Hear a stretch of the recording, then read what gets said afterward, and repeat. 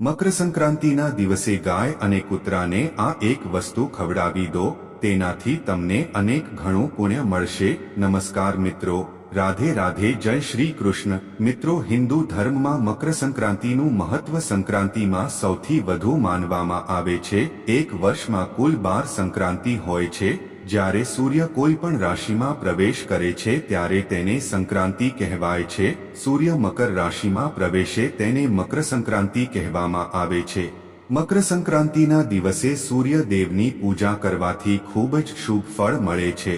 વ્યક્તિને આખું વર્ષ સૂર્ય ભગવાનની કૃપા મળે છે અને વ્યક્તિના જીવનમાં દર વખતે ખૂબ જ મહત્વપૂર્ણ ફેરફારો થાય છે। જાન્યુઆરી મહિનામાં સંક્રાંતિનો તહેવાર ઉજવવામાં આવે છે। મકર સંક્રાંતિના દિવસે સૂર્ય ભગવાન મકર રાશિમાં પ્રવેશ કરે છે। શનિદેવ મકર અને કુંભ રાશિના સ્વામી છે, તેથી જ માનવામાં આવે છે કે આ દિવસે સૂર્ય ભગવાન તેમના પુત્ર શનિને મળવા જાય છે। બંનેના મિલનને મકર સંક્રાંતિના તહેવારના નામથી ઉજવવામાં આવે છે। મકર સંક્રાંતિનું મહત્વ વર્ણવતા ભગવાન શ્રી કૃષ્ણ કહે છે કે જે આ સમયે પોતાના પ્રાણનું બલિદાન આપે છે તેને મોક્ષ મળે છે। મહાભારત કાળમાં ભીષ્મ પિતાએ સૂર્યના ઉત્તરાયણ થતાં જ પોતાના પ્રાણ ત્યાગ કર્યા હતા। તમામ સંક્રાંતિમાં મકર સંક્રાંતિના તહેવારને સૌથી મહત્વપૂર્ણ સ્થાન આપવામાં આવ્યું છે। આ દિવસે જે પણ શુભ કાર્ય કરવામાં આવે છે તે ચોક્કસપણે સફળ થાય છે। આ દિવસે કરવામાં આવતી પૂજા અર્ચના ચોક્કસથી સફળ થાય છે અને ઘણું વધારે ફળ મળે છે। મકર સંક્રાંતિના દિવસે પવિત્ર નદીઓમાં સ્નાન કરવાનું મહત્વ છે। નદીઓમાં સ્નાન કરવાથી વ્યક્તિના તમામ પાપોનો નાશ થાય છે અને તે મૃત્યુના પક્ષેથી મુક્તિ મેળવે છે। આપણા શાસ્ત્રોમાં જણાવ્યું છે કે મકર સંક્રાંતિના દિવસે ભગવાનને પ્રસન્ન કરવાના ખૂબ જ મહત્વપૂર્ણ ઉપાયો જણાવવામાં આવ્યા છે, જેને કરવાથી તમારા જીવનમાં દરેક સમસ્યાનો અંત લાવવા માટે ખૂબ જ મહત્વપૂર્ણ છે। જો તમે આ તહેવાર પર આ ઉપાયો કરશો તો તમારી સમસ્યાઓનો અંત આવશે। આર્થિક તંગી કે કોઈ રોગથી પરેશાન છો અથવા તમે બીમારીથી પરેશાન છો, તમને કામમાં સફળતા નથી મળી રહી કે ઘરમાં દરિદ્રતાનું વાતાવરણ છે, તો તમારે મકર સંક્રાંતિના દિવસે આ ઉપાયો અવશ્ય કરવા જોઈએ। તો ચાલો મિત્રો જાણી લઈએ મકર સંક્રાંતિના દિવસે લેવાતા મહત્વના ઉપાયો વિશે।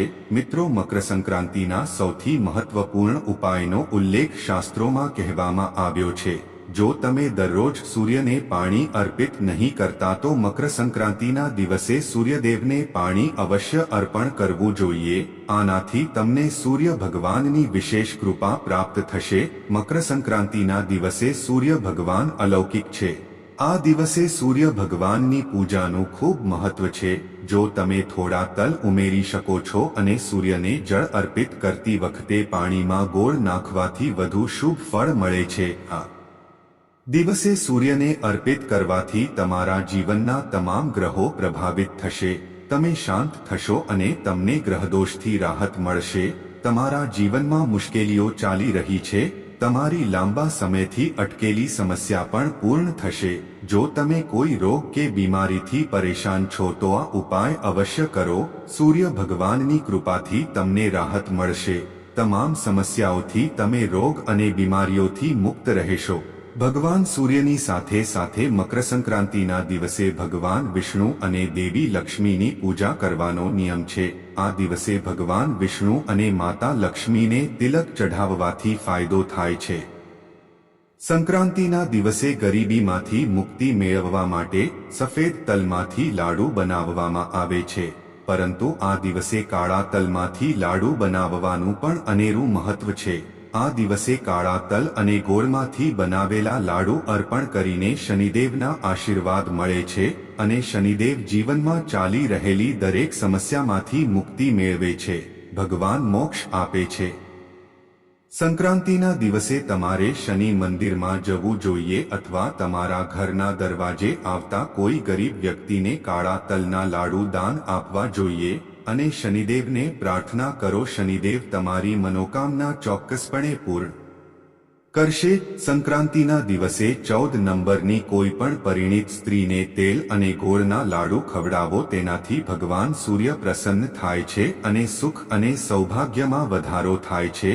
ઘરમાં સંકટનું વાતાવરણ અને ઝઘડા વારંવાર થતા હોય તો એક મુઠ્ઠી કાળા તલ લઈને તેને 7 વાર ઘરના દરેક સભ્યના માથા પર લઈ ઉત્તર દિશામાં ફેંકી દો. આમ કરવાથી ઘરમાંથી ખરાબ નજર દૂર થઈ જાય છે અને ઝઘડાનો અંત આવે છે. ઘરમાં ચંદ્ર, શુક્ર અને રાહુ દોષને કારણે ઘરમાં સુખ શાંતિ રહે છે. પરંતુ જે પણ સમસ્યાઓ સર્જાઈ રહી છે તેનાથી મુક્તિ મેળવવા માટે આ દિવસે તમારા ઘરના દરવાજે આવતી માતા ગાયને લીલો ચારો ખવડાવો અને તેને નમસ્કાર કરો. ગાય માતાના આશીર્વાદથી તમામ ગ્રહોના દુષણોનો નાશ થશે. જો તમે ફ્લેટમાં રહો છો તો તમારે જ્યાં ગાય હોય ત્યાં જઈને લીલો ચારો ખવડાવવો જોઈએ અને ગાય માતાને પ્રણામ કરવા જોઈએ. તેનાથી તમને અનેક ગણો પુણ્ય પ્રાપ્ત થશે અને તમારા જીવનમાં ચાલી રહેલી બધી સમસ્યાઓનો અંત આવશે. આ દિવસે ગાયને બાફેલી બાજરી અને બાફેલા ઘઉં પણ ખવડાવવામાં આવે છે. આ દિવસે કાળા કૂતરાને રોટલી નાખવાથી શનિદેવ પ્રસન્ન થાય છે. સંક્રાંતિના દિવસે તમારે રાત્રે સૂતી વખતે આ એક ઉપાય અવશ્ય કરવો. આનાથી તમને માનસિક તાણમાંથી રાહત મળે છે. સૂતી વખતે પલંગ પાસે પાણી ભરેલું તાંબાનું વાસણ રાખો અને સવારે પીવો. આનાથી તમને શારીરિક અને માનસિક તાણમાંથી રાહત મળશે. માનસિક તણાવ વ્યક્તિને રોગોથી રાહત મળે છે.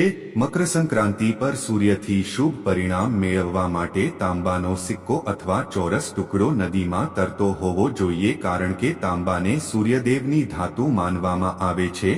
તાંબાની વસ્તુઓને સ્નાન કરવાથી અને તાંબાના પત્રમાં પાણી રાખવું અને તે પાણી પીવાથી અનેક પ્રકારના રોગોમાં રાહત મળે છે. નદીમાં તાંબાનો સિક્કો તરતા મૂકવાથી તમારા શરીરની અંદરની તમામ બીમારીઓ નાશ પામે છે. જો આમ કરવું શક્ય હોય તો ગોળ અને કાચા ચોખાને લાલ કપડામાં બાંધીને નદીમાં તરતા મૂકો. આમ કરવાથી સૂર્યદેવ સારું પરિણામ આપે છે. સારા દિવસો આવે છે અને ખરા દિવસો જાય છે. મિત્રો, શમીનું વૃક્ષ શનિદેવને ખૂબ જ પ્રિય છે. મકર સંક્રાંતિના દિવસે સૂર્ય ભગવાન તેમના પુત્ર શનિને મળવા આવે છે. તેથી જ શમી વૃક્ષની પૂજા કરો. આ દિવસે વિશેષ મહત્વ છે. આ દિવસે જો તમે શમીનું વૃક્ષ વાવી તેની પૂજા કરશો તો તમને સૂર્યદેવ અને શનિદેવ બંનેની વિશેષ કૃપા પ્રાપ્ત થશે. સંક્રાંતિના દિવસે એક ગ્લાસ કપમાં પાણી ભરીને તેમાં 4 થી 5 લવિંગ નાખીને ઉત્તર દિશામાં રાખો.